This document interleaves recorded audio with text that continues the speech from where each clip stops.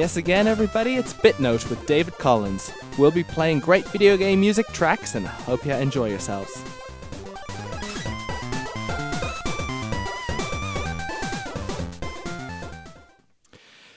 Okay, so in this show, I try not to play too many tracks from a single game series, and that's an effort that's going to fail with the first song of this series. I've just recently completed a game of a series that I like playing, and I think I'll just play it along. It consists of 2 tracks and it's the main credit themes. Enjoy.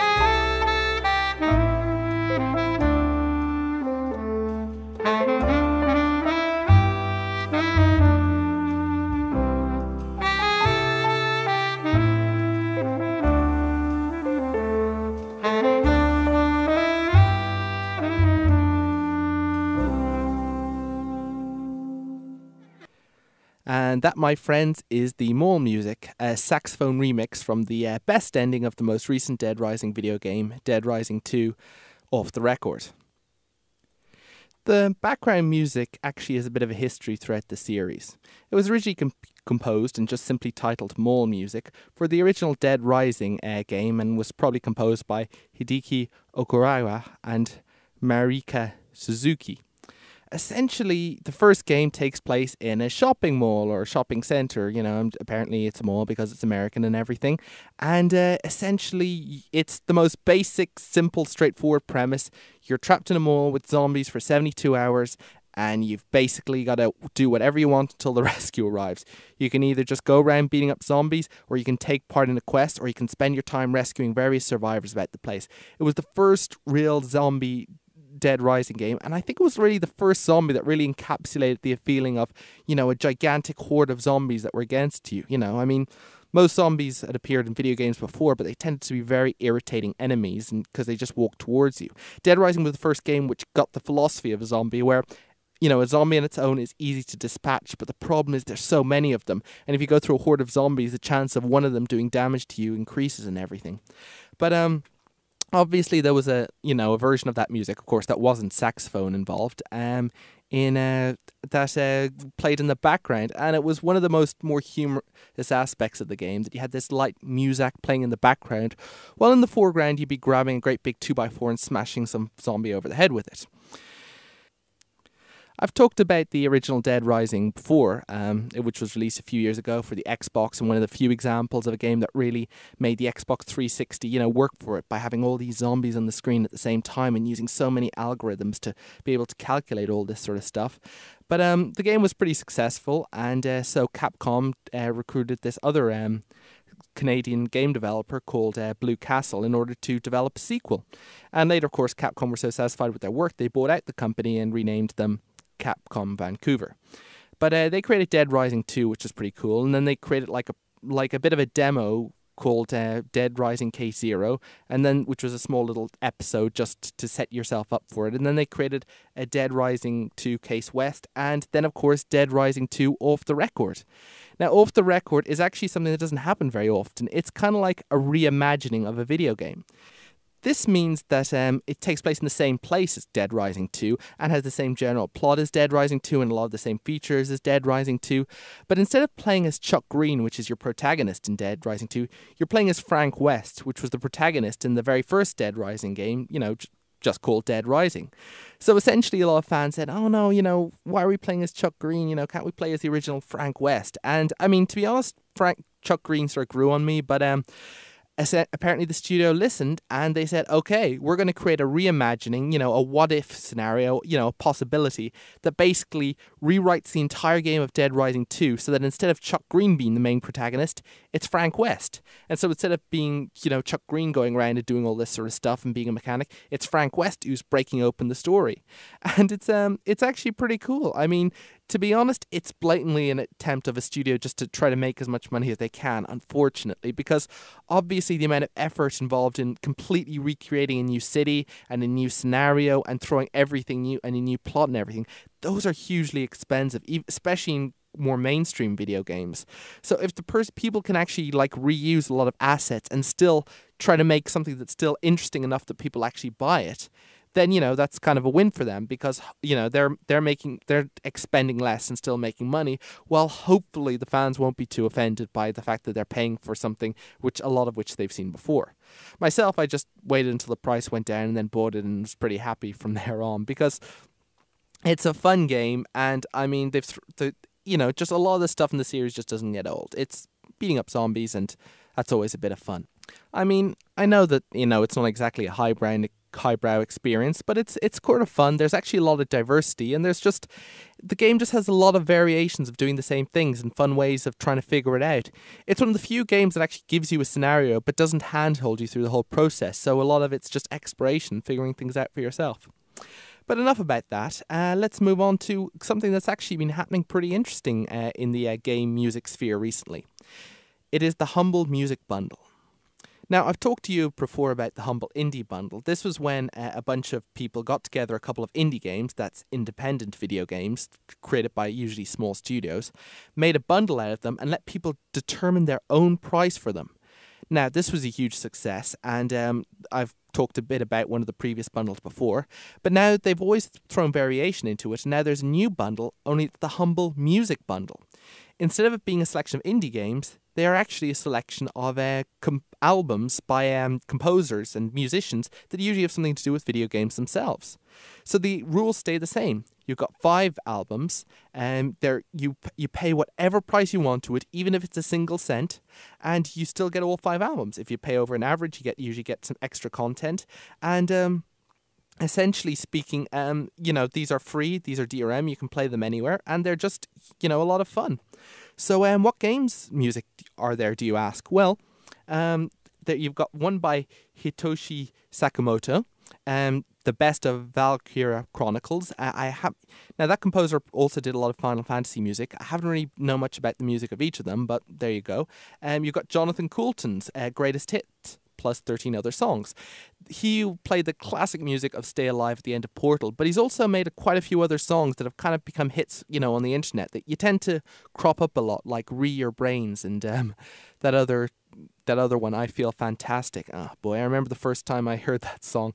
It's quite a while back, but essentially there's also Christopher Tin with the album Calling All Dawns. He's made a lot of music for the Civilization, and they've also got other composers like MC Frontalot and They Might Be Giants, with the bonus album being by OK Go.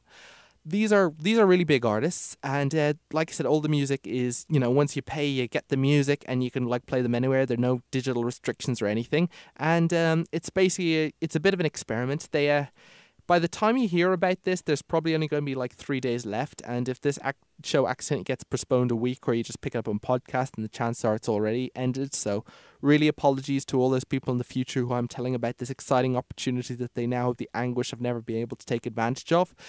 But right now it's raised over 350 grand, and a lot of people are paying for a lot of cool class games. So it's at humblebundle.com. And just to give you a small sampling, I of course have already purchased it. I'll be playing you a Christopher Tin track.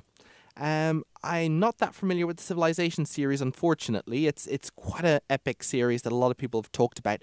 Basically, it's like building on civilization, developing society and everything. But what I'll be showing you is called Dao Zai Fan Ye, featuring Jue Ruan. And hope you enjoy. And remember, it's humblebundle.com if you want to take advantage of this offer, and it's still chronologically possible for you to do so.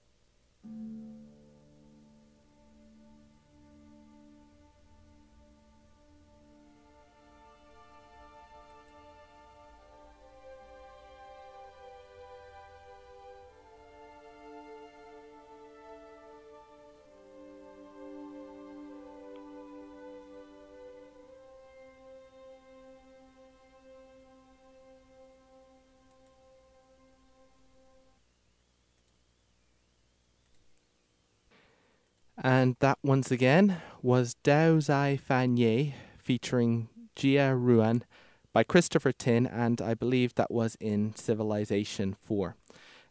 Essentially, he's actually one of the few. He's actually a Grammy winner, Christopher Tin is, which is amazing for making video game music, basically. But I mean, it just goes to show there's such an incredible talent and quality and brilliance in various music out there, and it should always be recognized. Now, of course, video game music wouldn't be complete without catchy little tunes from retro consoles that get stuck in everybody's head, and people end up sort of humming them or suddenly recognizing when they come across. That's the track I'm going to play next, because I don't believe in just focusing on I believe in just focusing on the full spectrum of video game music and the huge amount of diversity it has within it. So, without further ado, let's see if anyone recognizes this song.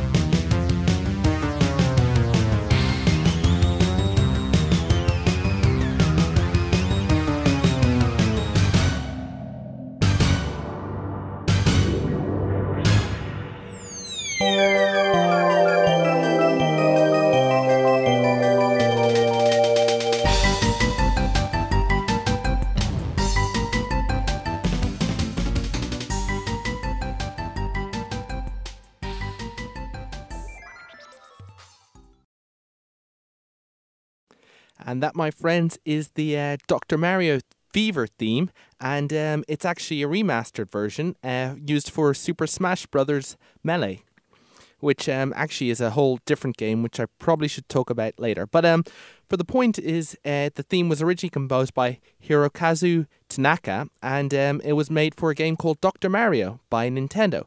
Now, Dr. Mario is one of those games that was a lot of fun and got ported to a bunch of platforms. Essentially, it's kind of one of those falling block puzzles. You basically, there's this jar in the screen, and it's filled up with all these germs of different colors. And down from the screen falls these pills that are always, have two segments that are usually two different colors, although of course the pill could be the old thing. And the thing is, you got to land the pills on the germs and then get a row of colors that are the same color as the germ, and then line them up with the germ, so that gradually you destroy the germ, and then you keep doing this to all the other germs, and you get rid of all the germs, and then assumedly the patient is happy and healthy, and then you have to move on to a next level which has even more germs. So it's kind of like a mix-up. I know that everyone points to Tetris as in falling blocks, but it's kind of a mix-up on that formula with the matching colors and things falling from the sky. But it's definitely got its own quality to it. The fact it's actually got levels as opposed to you having to rapidly remove the blocks and just getting harder with each level. The fact that it's a real challenge you got to do that, and you've got to keep removing all the items, get to the next level. It makes it a lot of fun. It's kind of actually, a lot of people take the piss out about it, because the fact of the matter is that Mario, as most of you probably know, is a plumber. So what exactly is a plumber doing impersonating a doctor is kind of, disturbing as such. The fact is that Mario seems to do a freelance or do nixtures all over the place. He plays baseball, football, goes kart racing, pretty much any job that, he suddenly finds himself getting into. So the fact that he's performing a doctor and his best cure to curing people's diseases is shoving as many pills as possible down their throat, it doesn't exactly inspire confidence. I'm sorry to say. But the theme tune is actually brilliant, and it's a lot of fun. I mean, you've just listened to it there. It's it gets into your head. It's a bit of fun. It's bouncy and beat. The version you just heard is from, like I said, from Super Smash Bros. Melee. So it's kind of a whole version where they revamped everything and gave it a great quality and everything. So it's pretty damn cool. And the Super Smash Bros. Series itself is this hugely successful series by Nintendo. Basically, they take a bunch of Nintendo characters from so many other past franchises, everything from obscure ones like the Ice Climbers to Donkey Kong to, of course, Mario, obviously, and of course Zelda with Link, and they basically just put them in an arena and have them fight each other. Yep, it's a fighting game, but it's kind of a twist. Instead of having to just beat the crap out of each other until their life gauge seriously depletes, what you've got to do is actually just knock them out of the arena, and that's it. The thing is that the more damage they take, the easier it is to knock them out of the arena, so it's a whole challenge just getting enough to do it. The most recent version, Super Smash Bros. Brawl, even included some non-Nintendo characters like Solid Snake from the Metal Gear Solid series, and of course Sonic the Hedgehog from, surprise surprise, the Sonic the Hedgehog series. So it's kind of like a whole fantastic thing. It's like the whole like comic book guys might wonder what would happen if all these superhero people fought each other, who would win.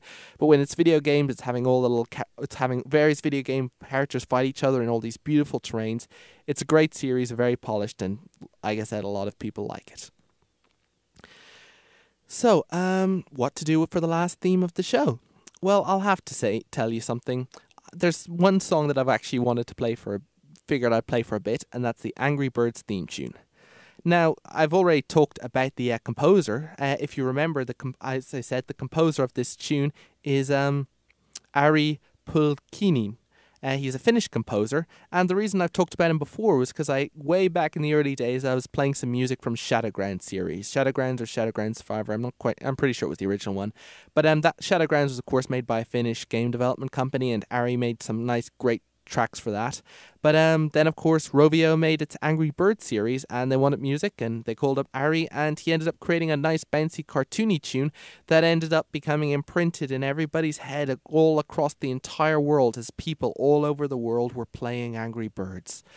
I've been in gaming some time, and every once in a while, something completely takes you by surprise, but the popularity of Angry Birds it's practically on par with Tetris. It's simple, basic, and it's everywhere. The predominance of mobile platforms. I mean, back with Tetris, at least you needed a Game Boy. Here, everyone has an iPhone or an Android or anything. You can even play it online with a browser, pretty much free from a lot of the levels. It's just amazing how successful it's been. There've been scientific studies trying to figure out how successful it is. There've been plush toys made of it. Well, that's nothing unusual in terms of merchandise, but there've been people talking about it. It's made gigantic amounts of money.